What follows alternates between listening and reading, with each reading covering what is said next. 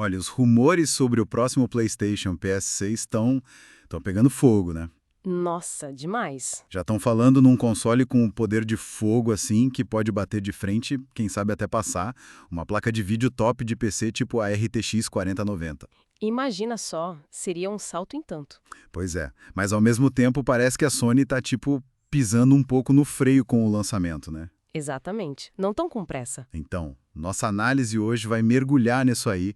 O que dizem essas especificações tão ambiciosas do PS6, que tecnologias da AMD podem estar por trás disso e qual a lógica da Sony em mirar um lançamento só lá pro fim da década.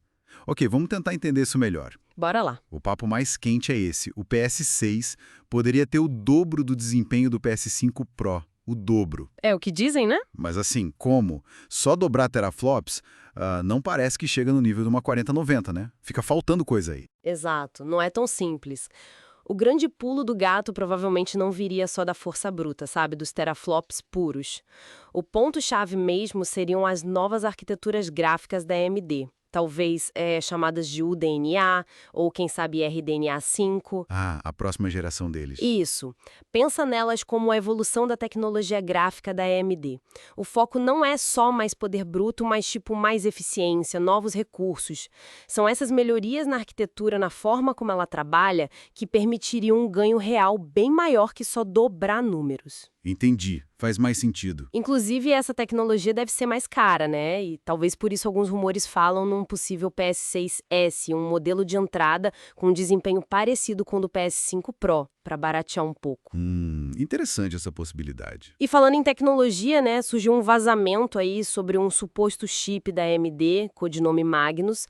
Tem gente achando que pode ser o coração do PS6. Magnus, e o que ele teria de especial? Olha, os detalhes vazados são bem intrigantes. Primeiro, CPU com arquitetura Zen 6, que é a próxima geração da AMD. Ok, esperado. Mas a configuração é estranha, 11 núcleos, sendo 3 núcleos normais, digamos, para alta performance, e 8 núcleos Zen 6C, que são focados em eficiência energética. 11 núcleos? Nossa, bem diferente. 3 para porrada e 8 para economizar. Tipo isso. A ideia é ter o melhor dos dois mundos, né? Força para jogos pesados e economia para o sistema rodar liso sem gastar tanto. Curioso. E o design? Seria um design com 2 dies, que são basicamente os pedacinhos de silício com os circuitos. E um desses dies, o gráfico, seria bem grande, 264 milímetros quadrados. Isso é quase o tamanho do chip inteiro do PS5 Pro. Uau! Então o foco em gráfico seria imenso. Total. Mas isso também traz desafios, né? Custo de produção, como dissipar todo esse calor, a engenharia teria que ser bem sofisticada. E para completar, a memória teria uma interface de 384. 384? Sim, pensa numa autoestrada de dados muito mais larga entre a memória e o processador.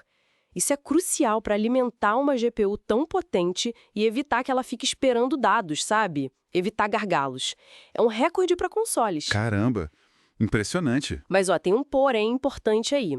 Essa documentação que vazou não confirma que o Magnus é para o PS6. Ah, não? Não. A ligação vem do codinome, que lembra outros usados pela Sony e pelo Mark Cerny, sabe?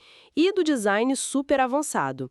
Mas, tecnicamente, poderia ser para um futuro Xbox ou até para PCs de alto desempenho. É especulação ainda. Entendi. Mas se for para o PS6, essa interface de memória gigante e a CPU híbrida seriam então os tais ingredientes secretos para aquele salto de performance que a gente estava falando, que não vinha só dos teraflops. Exatamente. Esses elementos combinados, a arquitetura nova, a memória rápida, a CPU esperta, tudo isso junto poderia, sim, viabilizar um desempenho muito acima do que só olhar para teraflops sugere. Faz todo sentido agora. Agora, mudando um pouco o foco do hardware para a estratégia da Sony. A previsão é de lançamento só lá para o final de 2029. Pois é, bem longe ainda. Isso daria para o PS5 um ciclo de vida de 9 anos, contando desde 2020. 9 anos.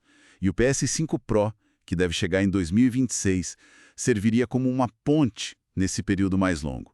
Por que essa espera toda? O que justifica? Olha, tenho várias camadas aí para analisar, né? Uma delas, com certeza, é o aprendizado com o lançamento do PS5. Foi bem complicado, né? Pandemia, falta de chip, estoque sumindo. Verdade, foi um caos. A Sony não quer repetir essa dor de cabeça. Então, mais tempo pode significar um lançamento mais tranquilo, com mais consoles disponíveis. Faz sentido. Que mais? Outro ponto é deixar o PS5 amadurecer de verdade, fortalecer o catálogo dele com as grandes franquias que a gente ama, God of War, Horizon, talvez um novo Final Fantasy exclusivo, sei lá, e consolidar os serviços como a PS Plus, que está cada vez mais importante. Deixar a base de jogadores crescer e se engajar mais com o ecossistema atual antes de mudar. Exato. E tem também o custo de desenvolver jogos, né? Jogos AAA são caríssimos. Estender o ciclo do PS5 dá mais tempo para os estúdios otimizarem para um hardware que eles já conhecem bem, recuperar o investimento em grandes produções antes de terem que pular para a complexidade de uma arquitetura totalmente nova do PS6. Se a gente conectar tudo isso, Parece uma aposta de longo prazo. totalmente, a Sony parece estar jogando um jogo longo. Em vez de correr para ter a máquina mais potente a qualquer custo, eles estão focando numa maratona de ecossistema. A aposta é que um PS5 maduro, com muitos jogos bons, serviços integrados, valha mais a longo prazo do que um salto de geração apressado. É quase como dizer, calma pessoal, vamos aproveitar bem esse videogame aqui antes de pedir o próximo. Isso, uma abordagem talvez mais sustentável, né? Mas que com certeza testa a paciência de quem está sempre querendo a última novidade tecnológica. Bom, então resumindo a história toda, de um lado a gente tem essa promessa, essa especulação de um PS6 com um poder de fogo absurdo, talvez baseado em tecnologias como as desse chip Magnus. Um monstro em potencial. E do outro lado, uma estratégia da Sony que estica o ciclo do PS5 até quase o fim da década, priorizando a estabilidade, o catálogo, o ecossistema como um todo. Exatamente. As duas coisas parecem caminhar juntas nessa visão da Sony. E aí fica a pergunta, né? Fica o que um ciclo de console de quase uma década, pontuado por essas atualizações intermediárias como o PS5 Pro, significa para o futuro, tanto para o desenvolvimento de jogos quanto para a nossa própria ideia do que é uma nova geração. Será que essa cadência mais longa vira o padrão? Pois é, será que esse foco em ecossistema, em evolução talvez mais gradual, vai redefinir o que a gente espera? Será o fim do modelo tradicional de saltos de 5, 7 anos para algo diferente?